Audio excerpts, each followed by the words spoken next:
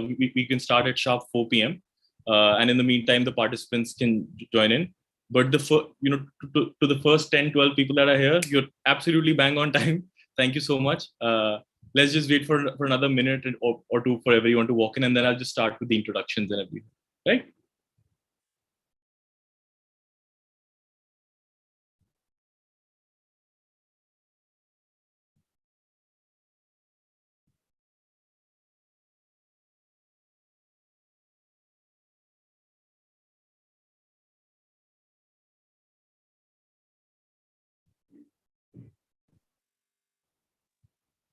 Yeah, so we're still at 3:59. I'm just waiting for the clock to strike 4 so that we can kick off with the basic introductions and everything.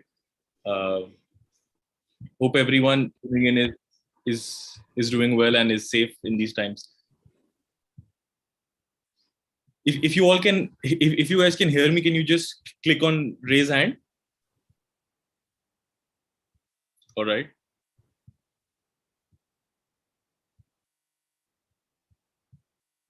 Yes, great. All right. Looks like you guys can hear me. Perfect.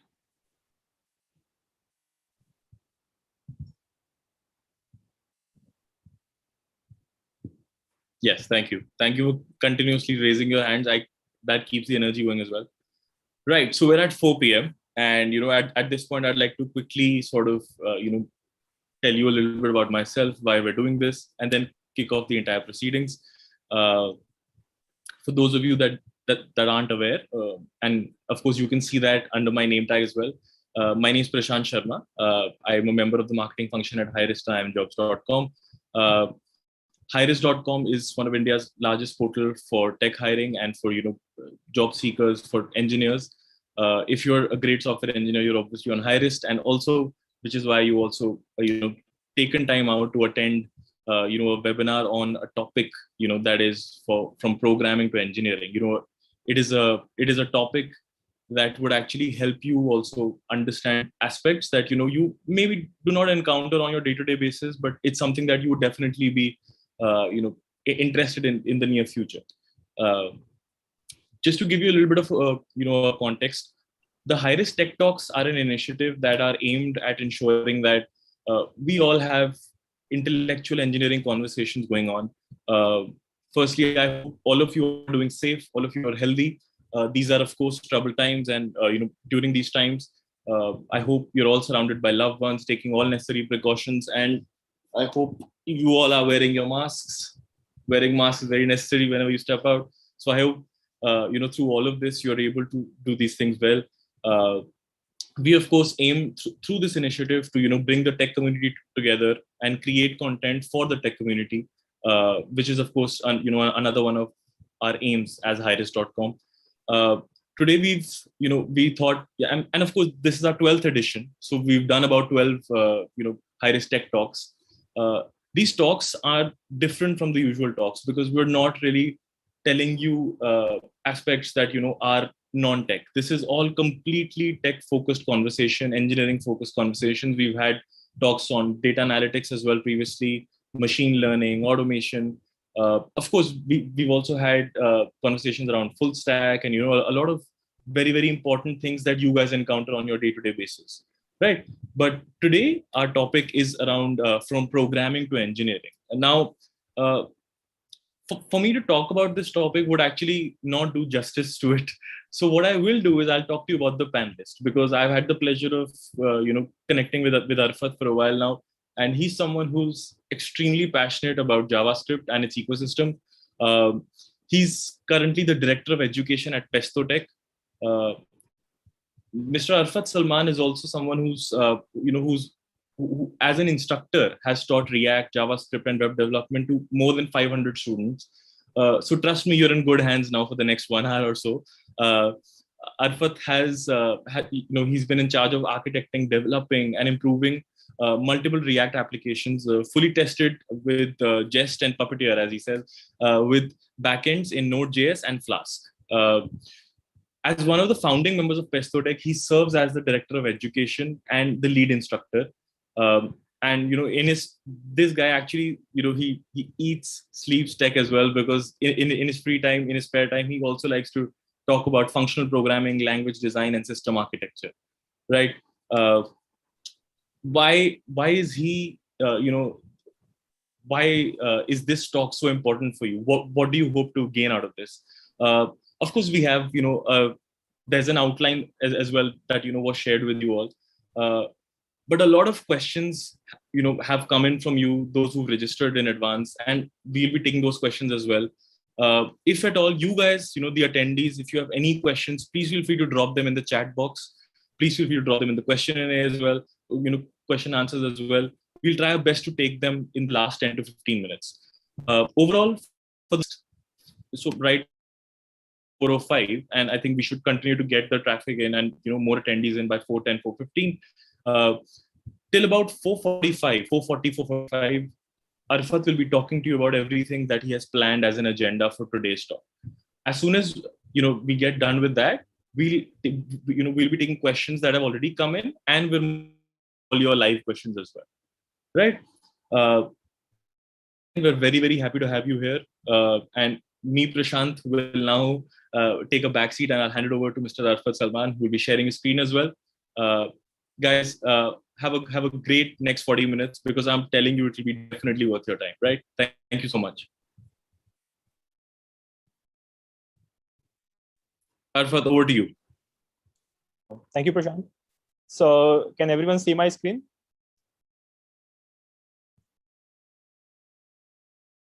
Just raise your hands. I can see a couple of yes. Thanks a lot, guys. Thanks a lot for coming in, taking out the time on a Friday evening, right, and listening this conversation. Thanks a lot, to Hirist and Prashant for helping me arrange all of this, right. It took a lot of effort to kind of get this going. So thanks a lot in attending this. Anyway, I just want to tell you what you are going to get from this conversation, right? The topic is from programming to engineering, right? So why do I want to talk about this topic and this topic only, right? Why not some other topic, right? So I have been an instructor since quite some time now, and I have seen that a lot of students, especially in India, they have a different view of programming, where it does not align with, for example, let's say good product companies in India itself, or for example, in US or European markets, right? And they have a different conception of what code, what programming, what engineering looks like, right? And that is what I'm trying to kind of going to tell you today, right? Like, what are they looking for, right?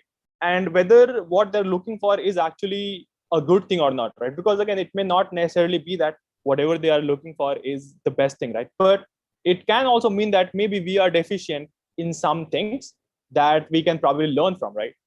So in this case, when I say from programming to engineering, I don't want to say that programming is bad, right? No, programming is actually pretty important. But then how can you be a programmer and then you can also be an engineer? How can you switch gears at times from your programming mindset to your engineering mindset, right? We're going to also talk about some examples on this itself.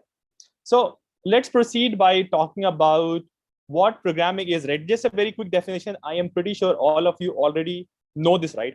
But a programming essentially is a process of designing and building things for the computer, right? That serves a very specific task, right?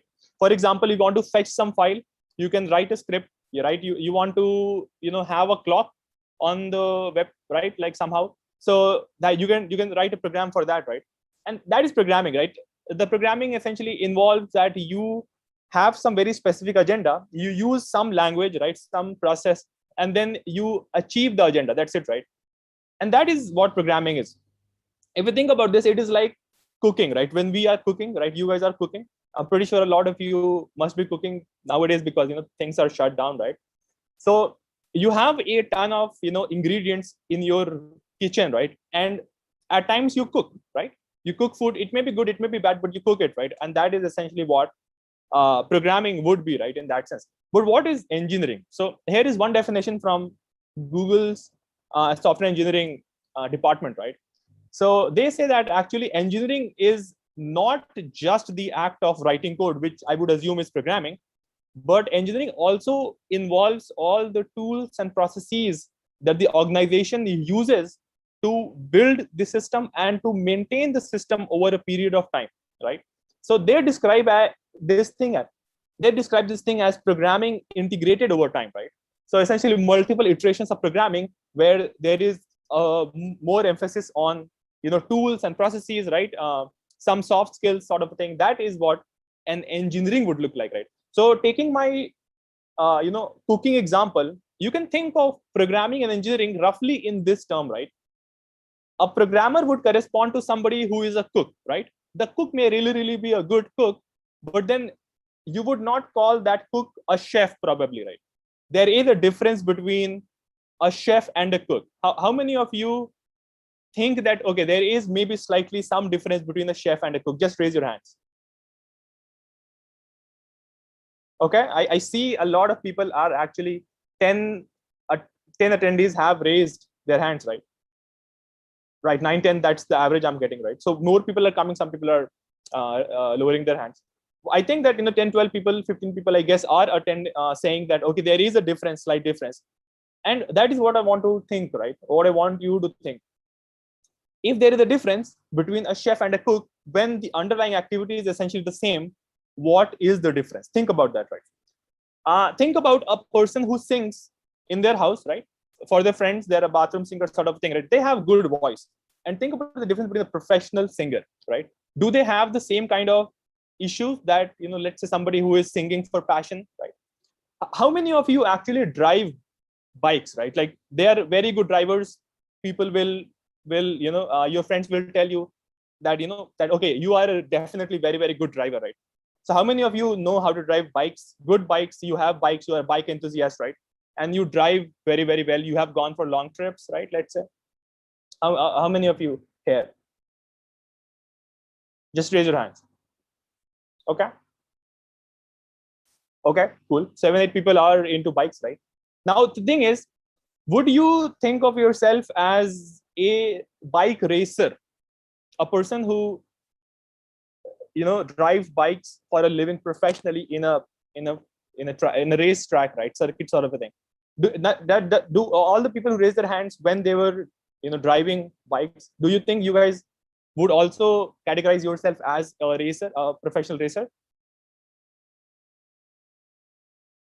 Again, you can raise your hands, right? I think one person is raising hand, and maybe it was from the previous one, right? So, or maybe they want to categorize themselves as racer, right? So again, as opposed to the previous answer where there were 9 or 10 people saying they would drive, right? One or maybe 2 people are saying, okay, they would probably categorize themselves as racer, right? Because that's not what we do. Even if the underlying activity is the same, right? We do not think of ourselves as professional racers when we are driving on the road, even if we are really good drivers. That is roughly the difference between programming and engineering, right? It's nothing bad, but again, there is a difference, right? That's what I'm trying to say here. Now, you can be a really good programmer, and then you can also be a bad engineer. So there is something that you definitely have to go from programmer to an engineer, right? So you can go from programmer to engineer, but being an engineer is not an isolated activity. You have to be a programmer first to become an engineer, because as you saw in the definition, engineering involves programming integrated over time, right? Which means that you have to focus on making sure that the things that you write are not in isolation. They are somehow tested. They are well built, documented. They work correctly across platforms for all users, right? So you have to go back to programming at times, and actually it's a cycle. You are sometimes programmers, you are sometimes engineer. The issue happens is when you are not able to context switch at the correct time, right? Sometimes you are programming, but then you have to switch, but you don't switch, right? And that is not something that is good. That is not something a lot of product companies actually want, right? For example, when you go to interviews, they expect you to actually behave like an engineer as opposed to a programmer, right? They don't just want you to solve an issue, right? They want you to think of an engineering solution that can be scaled, that can actually work for a lot of users and stuff, right? So let us talk about tools for the first section, right? I have 2 or 3 other sections. We're going to talk about tools, and tools are really important. I'm going to talk about programming languages in general, right? And why people kind of get attached to programming languages, and how to kind of think of these things as mental boxes for your design process, right? So you can read the code, you can read the comic, right? Again, I have taken these things from the internet. I'm pretty sure you may have seen some of these things previously also, right? So how to identify yourself that you are in the programming mindset with regard to tools, right? There are a couple of statements. If you say yes to any one of these statements, you are probably in the programming mindset, right? And again, it is not bad to actually say that, right? To say yes, right? So again, you should not be saying the wrong answer just for the sake of, let's say, giving a correct answer, right? But what if this applies, then you should think that, okay, can I do something better with regard to this, right? Do I have to change my makeup or something, right?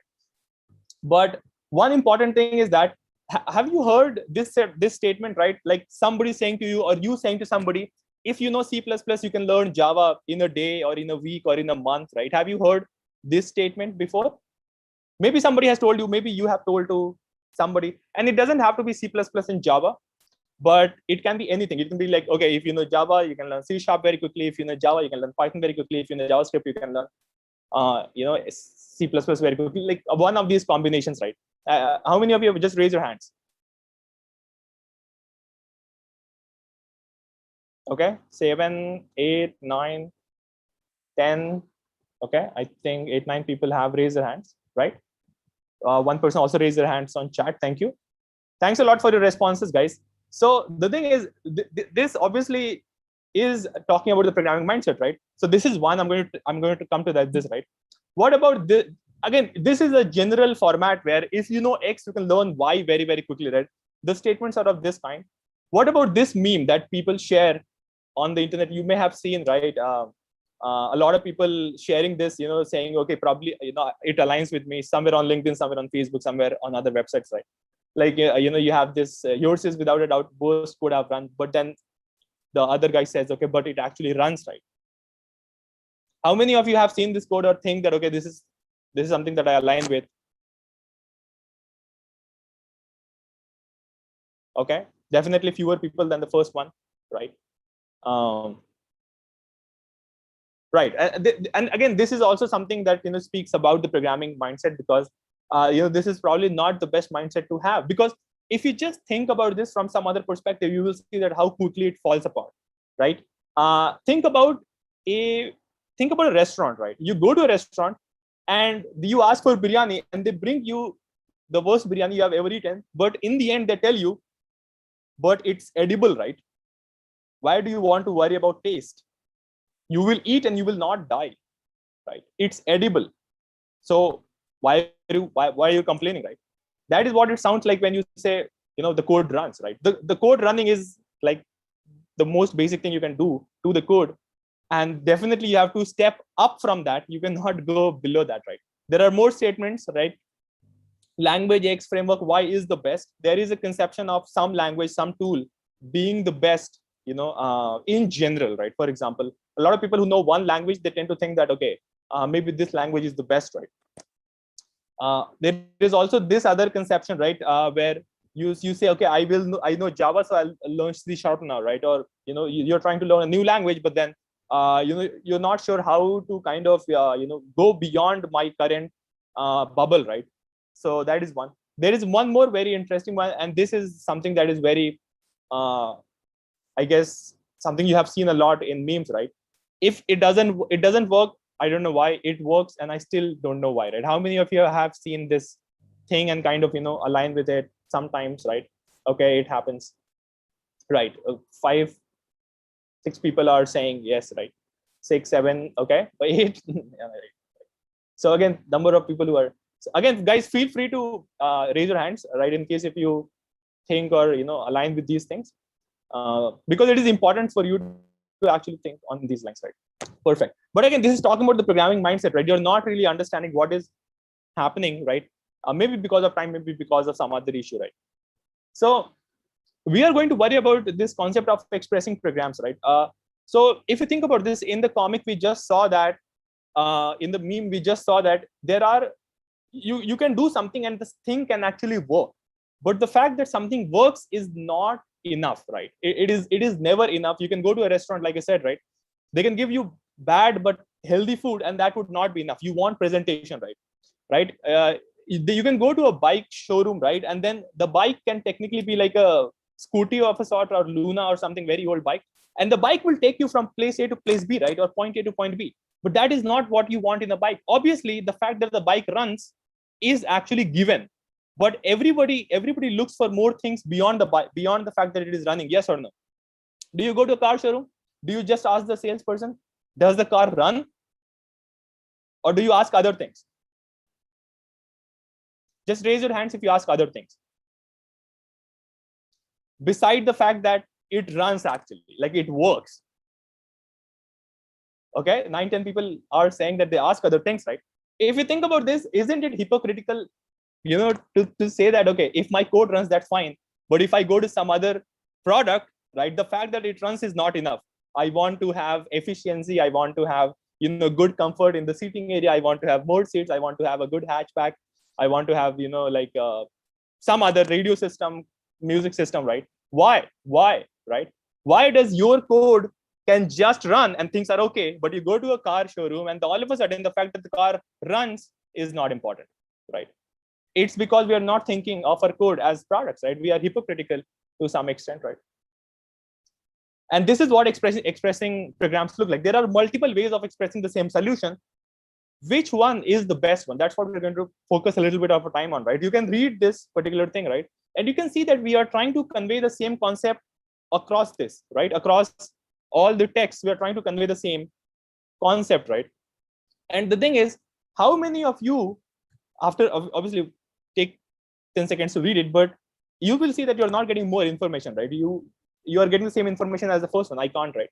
How many of you would prefer the dissertation way of saying I cannot do something? How many of you would prefer that? Just raise your hands. Okay, Nilesh would prefer the dissertation version, right? Really, really verbose, Nilesh. That's cool. Right. One people are right. How many of, so now let's go to the other extreme, but how many of you would prefer the first one, the chat icon? Okay, definitely more number of people, right? 5, 6, 7. Okay, cool. Chat, right? Siddharth also says chat, right? So again, the chat is short, it is concise, it is succinct, right? It conveys the same amount of information, right? And if you think about this, that is what we can do to our programs also, right? We can actually at times write stuff and we may not realize it's extremely verbose. It is not conveying the actual thing in the code, but we may be writing too verbosely. We may be writing not concisely, right? And that can happen when we think. That only happens when our mindset is of the fact that the program runs is the end goal, right? You do not want to think that the program runs is the end goal. The fact that the program runs has to be step one, right? So this is something called language equivalence fallacy, where programmers in general, think that multiple languages across spectrum are actually very similar. A lot of you may have heard or may have said, as I spoke on the first slide, that if you know Java, you can learn C++ very quickly. A lot of time people will say something like this, right? It's all syntactical difference, right? You know syntax of one thing, you can learn the other thing very easily, right? Now that is again, somehow underestimating what a new language offers to you, within its system, right? A lot of people never go beyond syntactical and semantic differences into other areas where the language can actually shine, right? For example, let's say a very simple case of doubling a list, right? Doubling a list, very simple. You have an array of numbers and you want to double the numbers one by one, right? Like again, if you have 2, 4, 6 and you want then 4 and 8 and then 12, right? So doubling a list. But if you actually come from, let's say, Java or C++ background, that's the language you have dominantly programmed in. And if you start programming something in Python, you would do something like this in Python, right? For people who are aware of Python and probably C++ and Java, right? You will take the list and then you will have an I which begins from 0, and then you will have a while loop as you would do in Java, where you can have like C style for loop, right? It's I is equal to 0, I should be less than. Because Python does not have C style for loop, you accommodate that thing using a while loop, right? And then you do these sort of things. And then you return the double list, right? Now the thing is, this code is correct. This code runs, right? You can test it, by the way, right? In case if you want to later. But this code actually runs. This code will double the list, right? Double every element in the list. But for people who know Python, if I ask you to double the list, will you be writing this sort of code? Just raise your hand. Will you be writing something like this, like I is equal to 0, or would you take a different approach? Probably. Just raise your hands if you would take a different approach. Okay. A couple of Python people are saying that, okay, probably this is not the approach that they would be taking, right? Which is actually good, because the more time you spend in Python, you realize that there are better ways to do stuff, right? For example, in this case, because the list is something that I can consume in the for in loop, I can just say double list is equal to empty array, and then I can iterate in the for el, in ls, and then I can return the double list. I totally got rid of the I, right? Think about that. And I'm still doing the same complexity. I'm still doing the same performance. Nothing has changed, except my code has become shorter. My code has become more concise, and I'm telling what I'm trying to do, more concisely, succinctly, right? As opposed to a little bit more verbose version on the left, right? Now, this is something that is acceptable. But the more you learn Python, you're going to realize that probably this is also not the best way, right? So maybe if you know enough Python, you will actually go for the third option, which is using the list comprehension, where you are going to write something like that, right? Yes, and somebody says that you can do the same thing in C# with a link queue interface, right? Now, create double list again. Now think about this. There are 3 versions, right? There are 3 versions of the same function, all of them doing the same thing, right? How many of you prefer the third version against the second version, for example? Okay. 10. Okay, that is good. 13, 14 people are preferring the third version, right? This is amazing, guys. Think about this. You already have a preference of code. You already know that certain code is actually good, certain code is bad, even if they do exactly the same thing, right? And that is great, because that's exactly what you have to think about products, about everything in general, right?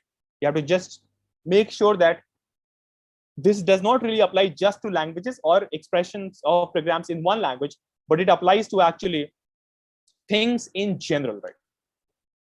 So let's take one more example, right? Just to kind of put this point across, well. Range is a function that is available in Python, and it takes 2 things, right? A lower bound and upper bound, and returns a sequence of numbers if the lower bound is not given generally from 0, right? So you can have a function range 0, 10, it will give you 0 to 9, right? That's a very, very common function. JavaScript does not really have it.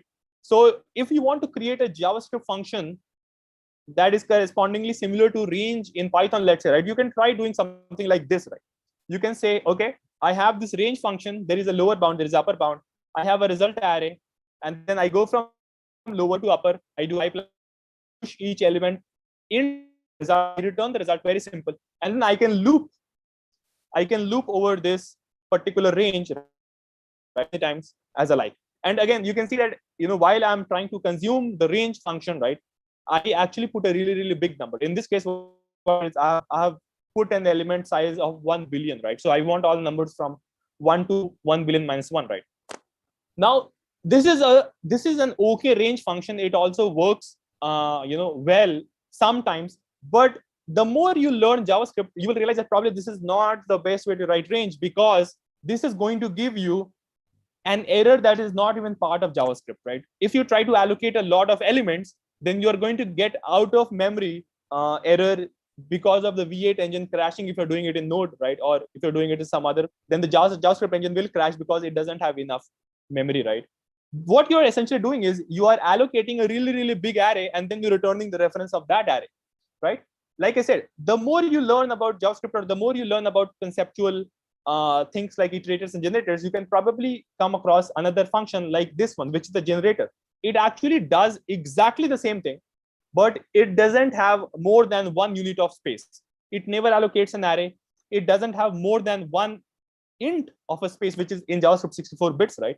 So that is all the thing you have right now, and it works exactly the same as the previous version without having the extra penalty of running out of memory, right? So again, same thing, but one code probably is better than the previous one, right? Let's take one more example very quickly. You can write something like factorial, right? And this is a recursive way of writing the factorial function, and this looks a little bit verbose, and you can write the same thing in Haskell like this, right? You can have, again, maybe the syntax is not actually familiar to you guys, but that's fine.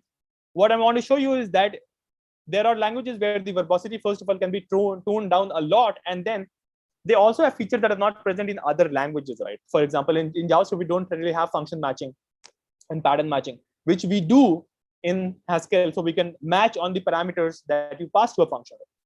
So that is essentially the goal here, right? So Peter Norvig is director of research at Google, right? A really, really great guy. He wrote a book called Artificial Intelligence, A Modern Approach, right? Maybe some of you have read the book in your college. But he says that why is everybody in such a rush, right? Why do people want to learn a programming language very quickly, right? You go to somebody, you say, do you want to learn a programming language?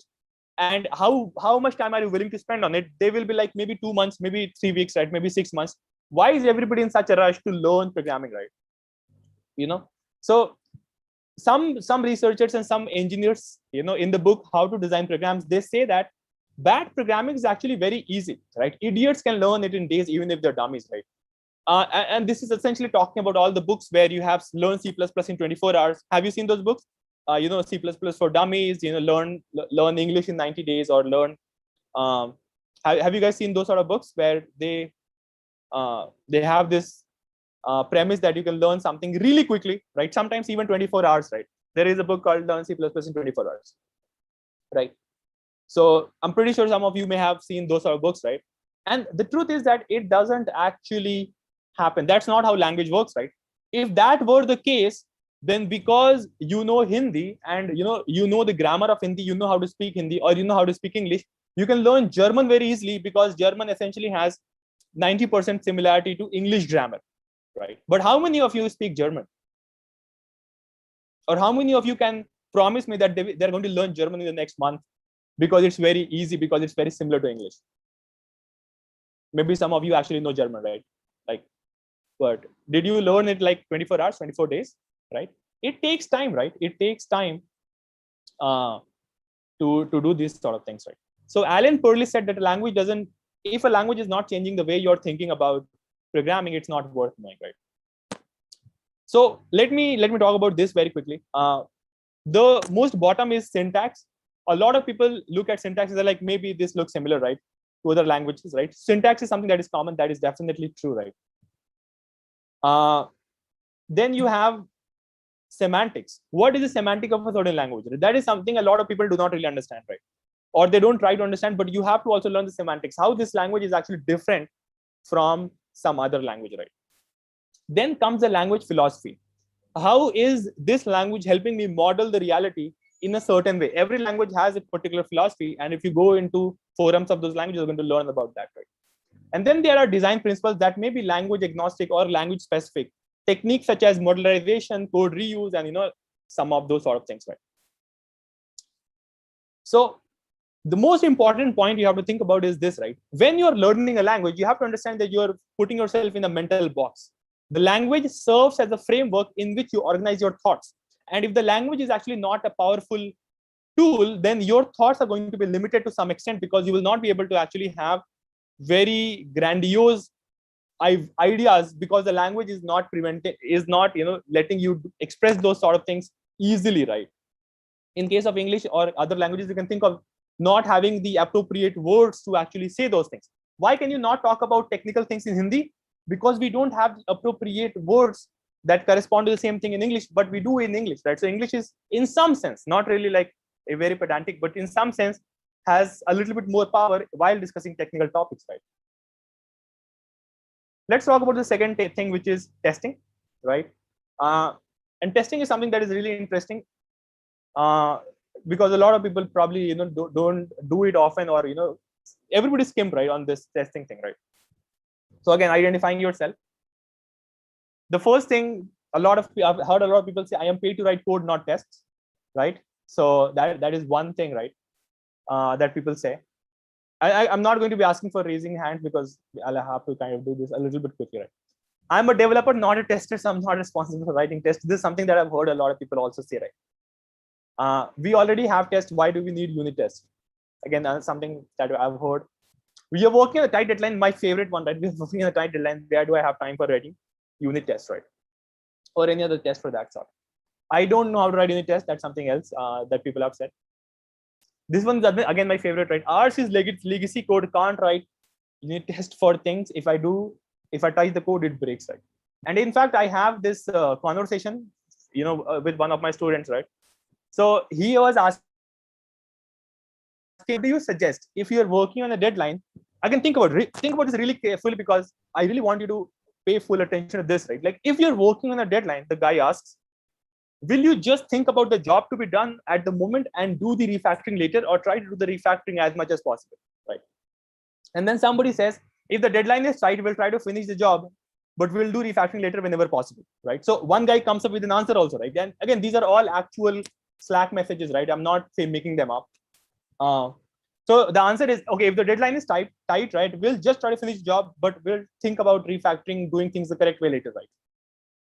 And then somebody else chimes in, says that, okay, it depends. If I have to take the call, I prefer to leave to-dos behind, right? 30 to 40% of the time, and I go back and refactor. And then the most interesting thing is that the guy from the original question says, what if I'm always working on a deadline and never get time to actually do refactoring? Now think about that. I just want to kind of, make an analogy to some other field, right? Think about going to the doctor. The doctor is doing an operation on you, and the doctor leaves to-dos while doing operation. They're like, well, I had to cut this vein, or I had to fix this vein, right? But because I have to finish this operation in half an hour because I have another operation lined up, let me actually put a small to-do here so that the next surgeon can actually fix it. Do you think that is something would be acceptable to you? You would want your doctors and surgeons to actually not do all the things correctly because they're on a tight deadline? Just raise your hand if you would want your doctors to do that. I would let the doctors know, right? One or two people are actually saying they would prefer the doctors to not do quality work, but instead just focus on deadline, right? Good for you, I guess, right? Maybe you have that sort of doctor. But because nobody raised hands, I'm assuming nobody else raised hand, right? I'm assuming that they assume that the doctor is going to take full precaution, right? Even if the deadline is extending, I don't really care. You do the right thing, right? That's what you would want, right? And obviously, if the doctor is missing the deadline again and again, or if the doctor is not able to do something again and again, you would at one point of time ask to them, what is happening, right? Why are you always doing bad things, right? So let me kind of contrast this thing with science, right? Very quickly, not an exact formulation, right? Just a very, very rough analogy to how softwares work. Now, you can kind of say that science is equal to theory plus experiments, right? Science cannot equal just experiments. It cannot equal just theory, right? You need both the things. A theory is essentially a model of the world, right? Okay, so for example, when you have theory of gravity, then you have a model. Okay, there is a massive object, there is other massive object, they attract. That's theoretical model, and then you do experiments to verify that the model works according, to the world works according to the model, right? And that's why you have the experiments, right?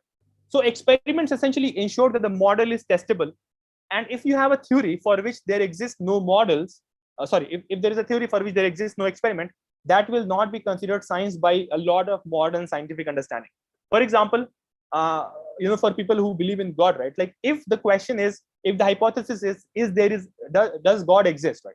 Now, this cannot be considered science right now, whether or not God exists, because there are no valid experiments that you can do to either prove or disprove this fact.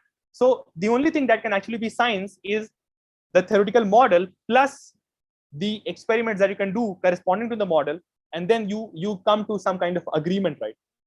And again, like I said, not an exact formulation, right? So you can say in short that science mainly works by proving statement false, by finding a counter example at times, right? For example, if gravity is not working, like the model of gravity is not predicting something correctly in one instance, right? Then you have to change the model because you have to take this thing into account, right? New thing into account. Then what is software? So I can parallelly say that, again, not an exact formulation. The code plus test is actually equal to software. Why? Because the code that you write essentially is a model of the world, right? The code that you're writing is the model, right? There is a model. As soon as you start writing the code, you create that model, right? In your head also, you have that model. The language lets you express that model into computer language, right? Into computer software.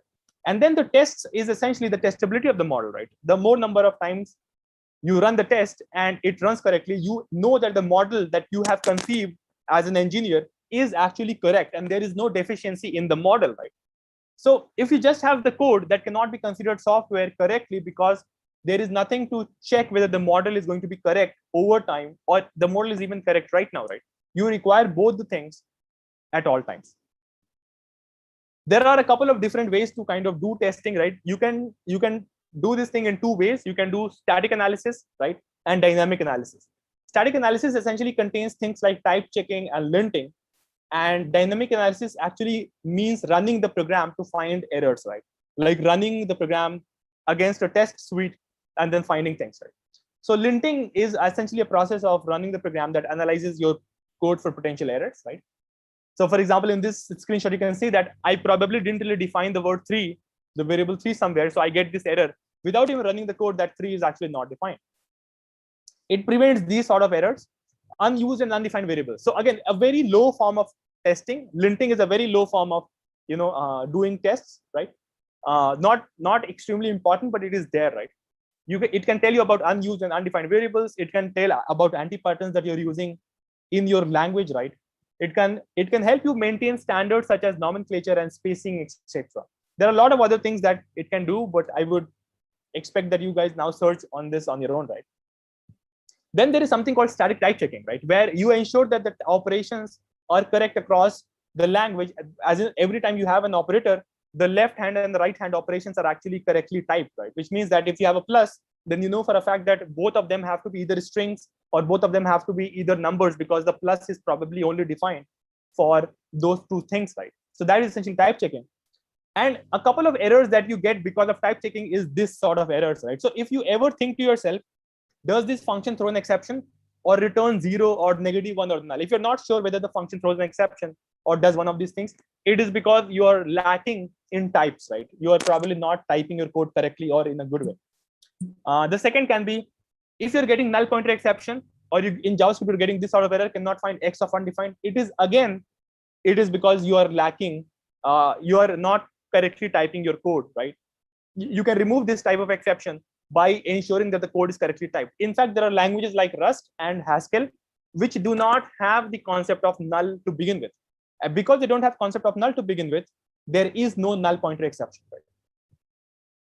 So this function was supposed to return an object. So sometimes you're like, wait, this function was supposed to return an object, right? You're not sure what it returns. Sometimes you're like, okay, this was not supposed to return a particular thing, right? So type checking, in a sense, you know that it is checking types. You can use languages like TypeScript to check. Here is a very small example. You have add. You say that I receive numbers. You pass strings. It throws an error.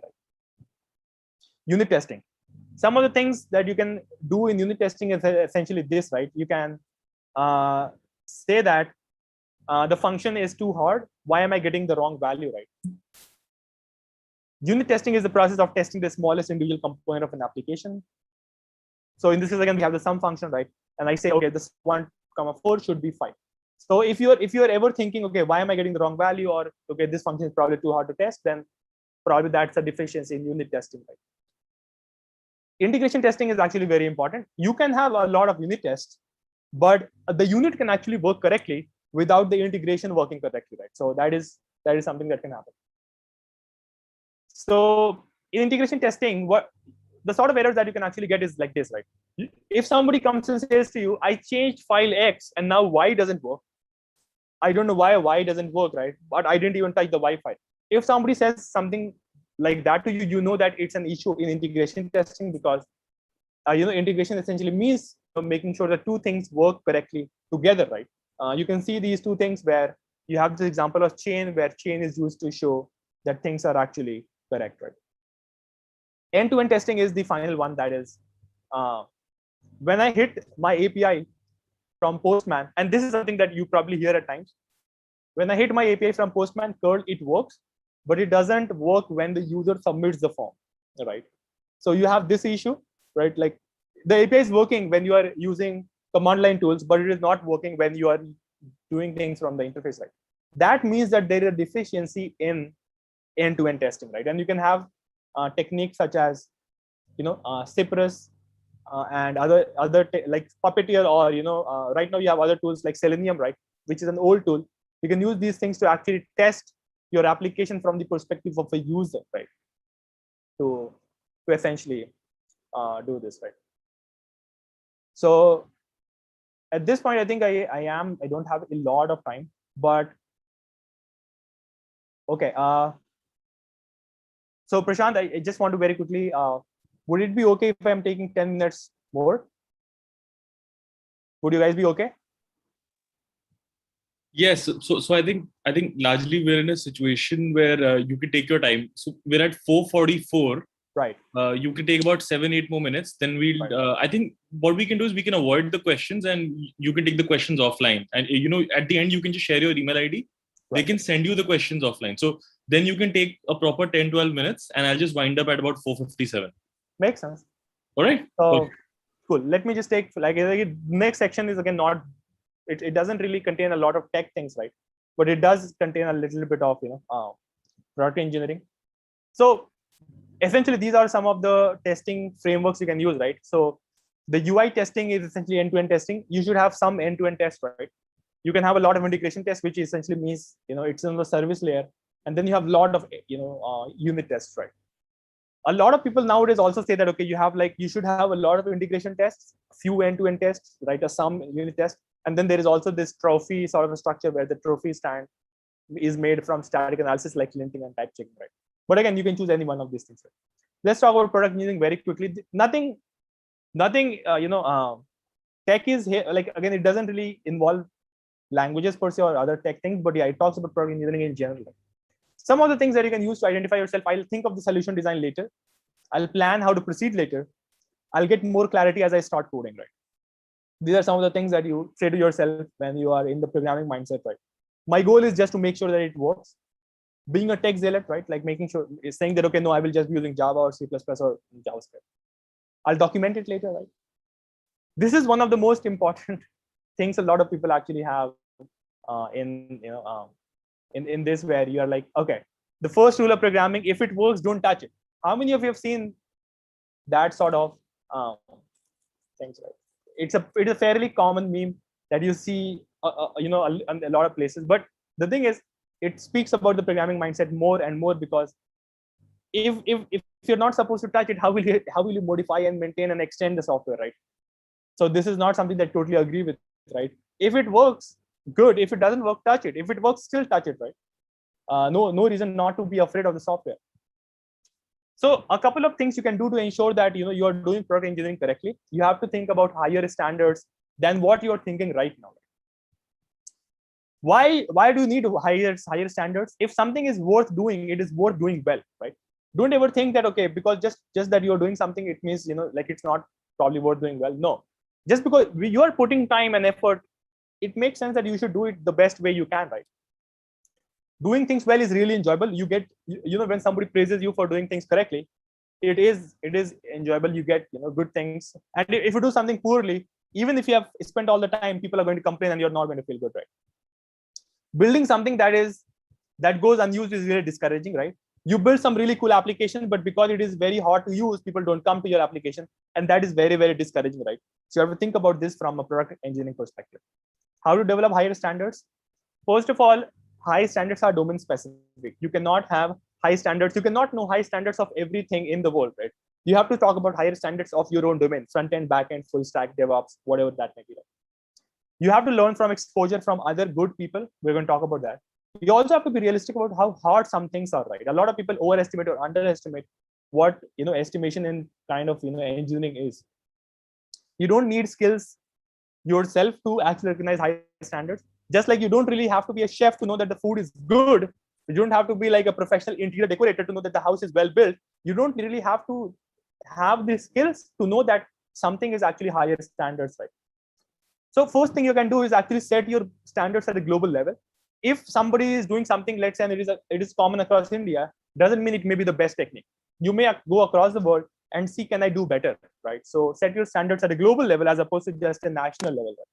Learn from the best. There are tons of things in the world. For example, the whole source code of React.js, Webpack, Python, everything is open source.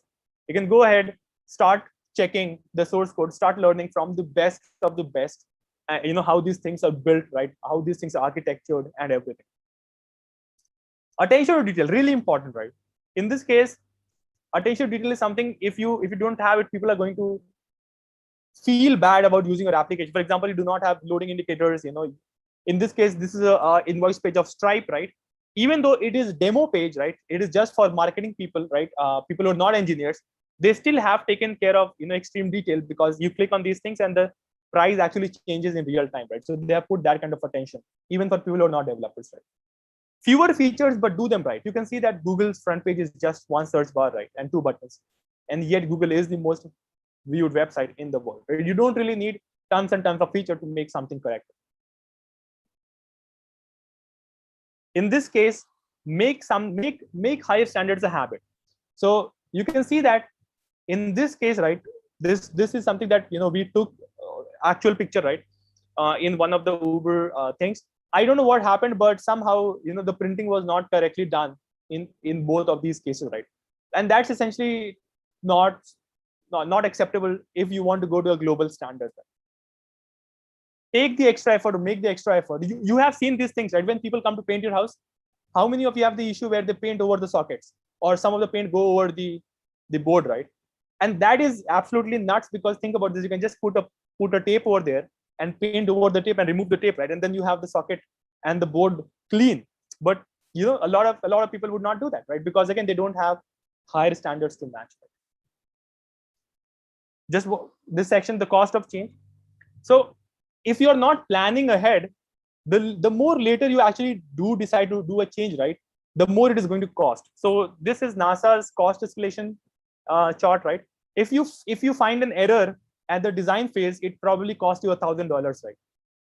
The more further you go towards deployment, and then you find an error, the more it is going to cost, right? And the order of magnitude is actually 10, which is 10 to the power 1, right? Like it increases by a factor of 10. So if you find something in the final production distribution stage, then you are going to take that much more money to actually fix that error, right? So it makes more sense economically and time wise to actually have a good design and fix it before you actually release it to deployment, right? So this is essentially talking about the exponential growth of cost of change that happens when you are doing with software. You can have requirements analysis, and if you are able to figure out the bugs in requirement analysis phase, and during the coding phase, you're good. But if you go out, you have built the product, and the manager comes to you and like, oh, this is not correctly done, then it takes a lot more time to undo some of the work that you have done, right? Some types of error that you can have: code bugs, misunderstood requirements, building something that no one cares about. We have done that a lot. Bad user experience, bad schema design. For example, this thing looks really nice on the schema, right? You have a nice rectangle and then 2 small urinals, right, side by side, and it looks like, okay, this can actually work, but then this is just misunderstood requirements and bad user experience, right? You can also build something that no one cares about. I'm pretty sure a lot of you may have read about this thing called Juicero, right? This thing got investment of $120 billion, and then people realize that you can just press the juice pulp with your hands, right? So building something that nobody wants. Some tips on how you can catch errors early. Do testing, definitely, right? Test driven development, for example. Whiteboarding is really essential if you want to make sure that you have the architecture of the software or utility that you're describing in place, right? So that you're not thinking of the architecture while you're coding, right? Wireframing in a team, wireframing either on pen or paper or balsamic is a very good way to ensure that everybody is on the same page. Otherwise, 5 engineers are going to have one conception of the design, the other 5 engineers are going to have other conceptions of design, right? And then there is going to be a lot of friction between them. Talking to customers is really important. Read App Store feedback, ask a friend for feedback, help with customer support, do user studies, right? All of these things are super, super important, right? So that is all in cost of change. And if you are doing these things, then you have these things done, right? So Prashant, that was all from my side in product engineering, right? You can take over.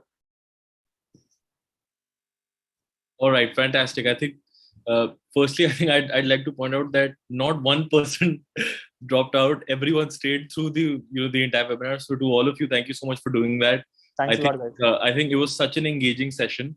Would you like to take one question, or I mean? Yeah, no, I think we can take a couple of questions. I think we have time in 6 minutes. Right? Yes. So I mean, let me just sort of get across one question that came in, because I think you might enjoy answering that too.